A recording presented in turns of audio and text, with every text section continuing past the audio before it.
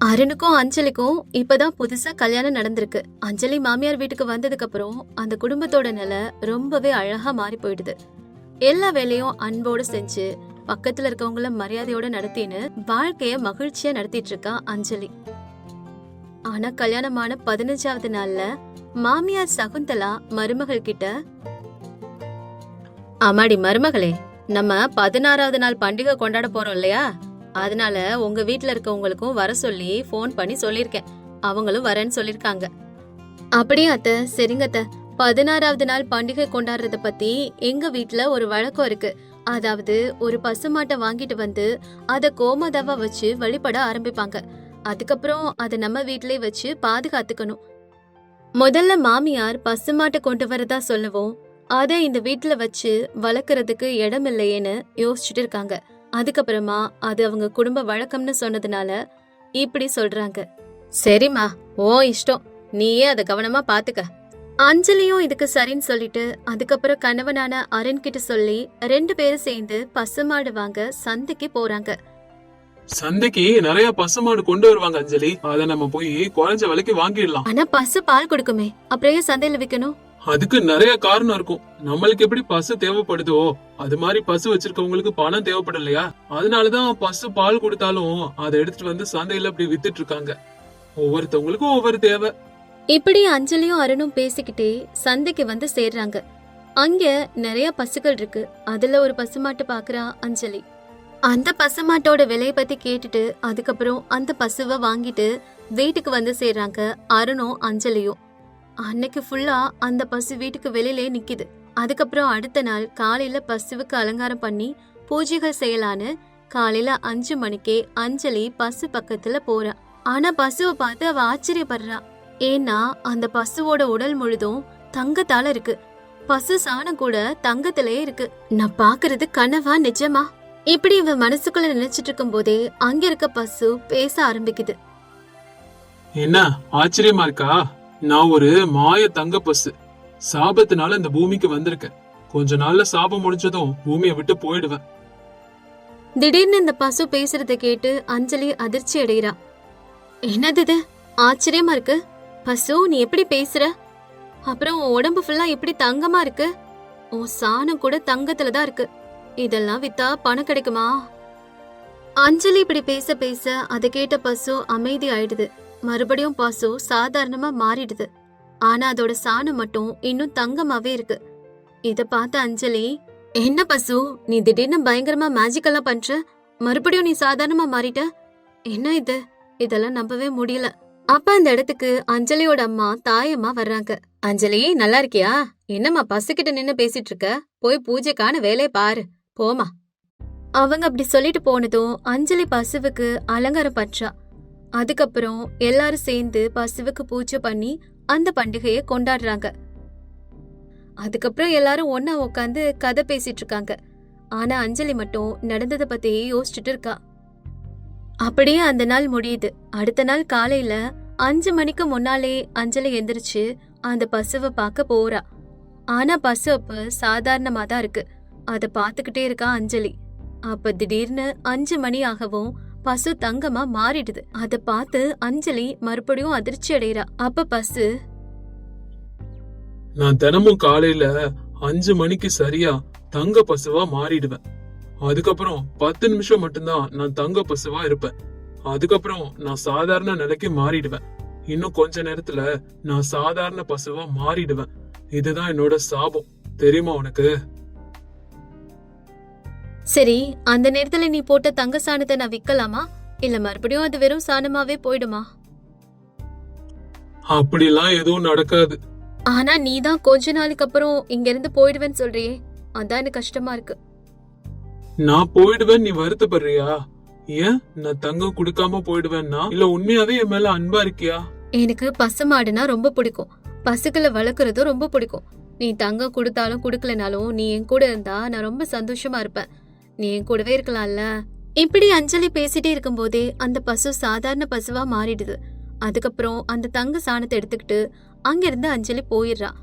இதெல்லாம் பாத்துட்டு இருக்க பக்கத்து வீட்டு வனஜா, என்னங்க, உங்களுக்கு ஒரு விஷயம் தெரியுமா? பக்கத்து வீட்டுக்கு புதுசா வந்திருக்காளே அஞ்சலி, அந்த பொண்ணு ஏதோ பூஜை எல்லாம் செய்யறா. பூஜை செஞ்ச உடனே பசு தங்கமா மாறிடுது. தங்க சாணத்தையும் போடுது. அதெல்லாம் எடுத்துக்கிட்டு அவ உள்ள போனாங்க. நான் பார்த்தேன். ஏண்டி தங்கம் வேணும் வேணும்னு கேட்டு கேட்டு நீ கடைசியில தங்க பைத்தியமாவே மாறிட்டியா? பசு எந்த ஊர்லடி தங்கமா மாறும்? இந்த கதையெல்லாம் வேற யார்கிட்டயாவது சொல்லு. அதானே, நீங்க என்னைக்கு நான் சொல்றத நம்பிருக்கீங்க? அந்த பொண்ணு பூஜை பண்ணி பசுவ தங்கமா மாத்துறாங்க. நம்புங்க நான் சொல்றத.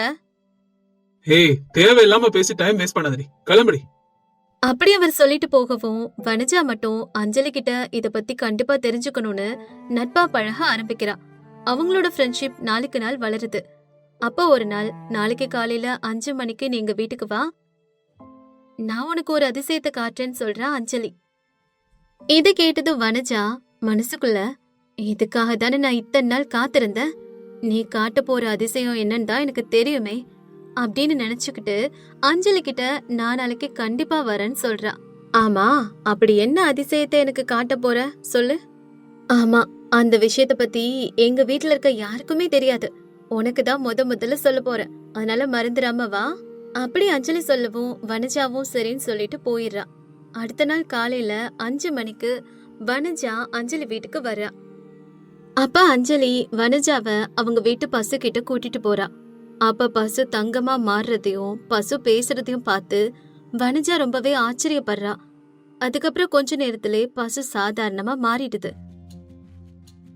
எப்படி நான் சொன்ன அதிசயம் பிரமிப்பா இருக்கா? இந்த பசுவோட சாணம் தங்கம். இத நீ எடுத்துட்டு போ. அஞ்சலி, என்னை மன்னிச்சுக்க. நீ இவ்ளோ நல்லவன்னு எனக்கு தெரியாது. இது வரைக்கும் யாருக்குமே தெரியாத இந்த விஷயத்த எனக்கு மட்டும் ஏன் சொன்ன? உன் இடத்துல நான் இருந்திருந்தா கூட இப்படிலாம் சொல்லி இந்த தங்கத்தை கொடுத்திருக்க மாட்டேன். அது மட்டும் இல்லாம இந்த விஷயம் எனக்கு முன்னாடியே தெரியும். நீ ஏதோ பூஜை பண்ணிதான் இதையெல்லாம் தங்கமா மாத்திரன்னு நினைச்சுதான் அதை தெரிஞ்சுக்கதான் உன்கிட்ட நட்பா பழகுன. ஆனா அதுக்கப்புறம் அது உண்மையான நட்பா மாறிடுச்சு. என்னை மன்னிச்சுக்க அஞ்சலி. பரவாயில்ல வனஜா, நம்ம எப்பவுமே ஃப்ரெண்ட்ஸ் தான். ஆனா இந்த விஷயத்த நீ யார்கிட்டயும் சொல்லாத. ஏன்னா இந்த பசு கொஞ்ச நாள் தான் நம்ம கிட்ட இருக்கும். அதுக்கப்புறம் அது இங்க இருந்து போயிடும். அப்படி அஞ்சலி சொல்லவும் வனஜாவும் சரின்னு சொல்லிட்டு அங்கிருந்து கிளம்பிடுறா. நாட்கள் போயிட்டே இருக்கு. அஞ்சலி அவளுக்கு கிடைச்ச தங்கம் எல்லாத்தையும் யாருக்கும் தெரியாம மறைச்சு வச்சுக்கிறா. ஒரு நாள் அஞ்சலி பசு பக்கத்துல போற நேரத்துல அங்க பசு இல்ல. நீ சொன்ன மாதிரியே உனக்கு சாப விமோச்சனை கிடைச்சு நீ இங்க இருந்து கிளம்பிட்டியா? சரி, நீ எங்க போனாலும் நீ ரொம்ப நல்லா இருக்கணும். அப்பா அங்க வனஜா வர்றா. அஞ்சலி, உனக்கு பசு இங்க இருந்து எப்படி போச்சுன்னு தெரியுமா? நான் காலையில தூங்கி எந்திரிச்ச உடனே பசு கிட்ட பேசணும்னு நினைச்சேன். ஆனா பசுக்கு திடீர்னு ரெக்க முளைச்சிருச்சு. வானத்துல பறந்து போச்சு. போய்கிட்டே இருக்கும் போதே ஒவ்வொரு வீட்டு மேலயும் தங்க காசு மாதிரி மழை பொழிஞ்சிச்சு. காலையில இருந்தே நம்ம ஊர்ல இருந்த எல்லாருமே இந்த தங்க பசுவையும் தங்க காசையும் பத்தி தான் பேசிட்டு இருந்தாங்க. தெரியுமா உனக்கு? அப்படியா? பரவாயில்ல, அந்த தங்கத்தால இங்க இருக்க மக்களோட கஷ்டமாவது தீரும்ல. ஆனா எனக்கு ஒரே வருத்தம் தான், அந்த பசு நம்ம கிட்ட மறுபடியும் வந்துட்டா ரொம்ப நல்லா இருக்கும்ல.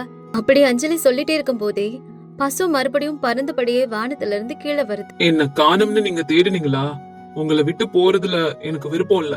அதுதான் நான் இன்னொரு வரத்தோட வந்திருக்கேன். நான் உங்களோட இங்க இருக்கணும்னா சாதாரண பசுவா தான் இருக்க முடியும். அதுல உங்களுக்கு சம்மதமா? எனக்கு நீ இங்க இருந்தா போதும். நீ குடுக்கற தங்கம் எனக்கு தேவையே இல்ல. ஆமா பசு, எனக்கும் நீ இங்க இருந்தா சந்தோஷம் தான். அப்படி சொன்ன உடனே சரி, அப்படின்னா என்னால உங்களோட மட்டும்தான் பேச முடியும், மத்தவங்களோட பேச முடியாது. இதுக்கப்புறம் நான் தங்கமா மாற மாட்டேன். என்னோட சக்தி எல்லாத்தையும் இழந்துடுவேன். சாதாரண பசுவா நான் மாறிடுவேன். அப்படி சொல்லிட்டு அந்த பசு சாதாரண பசுவா மாறிடுது. அதுக்கப்புறம் வனஜாவும் அஞ்சலியும் ரொம்பவே சந்தோஷமாறாங்க. அதே நேரம் அந்த ஊர் மக்கள் எல்லாரும் அவங்க வீட்டுக்கு வெளியிலயும் மேல்கூரையிலயும் கிடக்கிற தங்க காசுகளை எடுத்துட்டு இருக்காங்க. இங்க அதே போல அஞ்சலியும் அவங்க வீட்டுல தங்க காசுகளை எடுத்துட்டு இருக்கா. அப்ப அஞ்சலி இந்த பசுவை பத்தின உண்மையையும் நடந்த விஷயம் எல்லாத்தையும் அவங்க மாமியார் வீட்டுல எல்லார்கிட்டயும் சொல்றா. அதுக்கப்புறம் அவ எடுத்து வச்சிருந்த தங்கத்தையும் அவங்க கிட்ட காட்டுறா. இத பார்த்து எல்லாரும் ஆச்சரியப்படுறாங்க. அப்ப மாமியார் பசுகிட்ட போய் பேசுறாங்க. எங்க கஷ்டத்தை தீக்கிறதுக்காகவே நீ இந்த ஊருக்கு வந்திருக்க போல.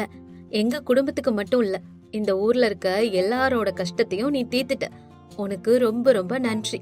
அதுக்கப்புறம் அந்த வீட்டுல இருக்க எல்லாருமே வந்து பசுவுக்கு நன்றி சொல்றாங்க. அந்த நாள்ல இருந்தே வீட்டுல இருக்க எல்லாரும் பசுவை ரொம்ப அன்பா கவனிச்சுக்கிறாங்க. ஊர் மக்களும் தங்க காசால தன்னோட கஷ்டங்களை போக்கிக்கிட்டு சந்தோஷமா வாழ்றாங்க.